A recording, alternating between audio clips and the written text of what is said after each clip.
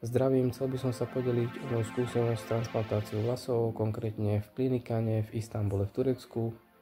Po mojom prílete do Istanbulu nás vyzdvihol vodič. Vodič nás hneď zaviedol na Klinikanu, kde nám urobili krvné testy. Po krvných testoch sme išli hneď na hotel, kde nás ubytovali. Potom sme mali zvyšok dňa už také voľno, išli sme pozrieť Istanbul a tak.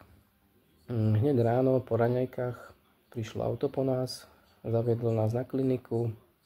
Tam sme mali stretnutie s Alim, ktorý nás potom zaviedol na konzultáciu. Tam nám urobili 2 náčrty. Ja som si mal vybrať, ktorý sa mi páči najviac. Po konzultácii sme išli hneď na ten zákrok. Zákrok trval cca 7 hodín. Všetko to prebehlo bezbolestne.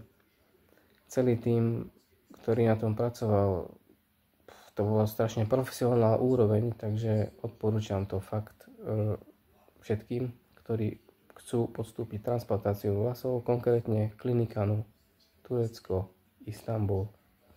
Po transplantácii nás vyzdvihlo auto, odnieslo na hotel a na druhý deň sme prišli opäť na kliniku, kde nám urobili umývanie hlavy, dali nám ďalšie pokyny, ako mám pokračovať, aby bol čo najlepší výsledok.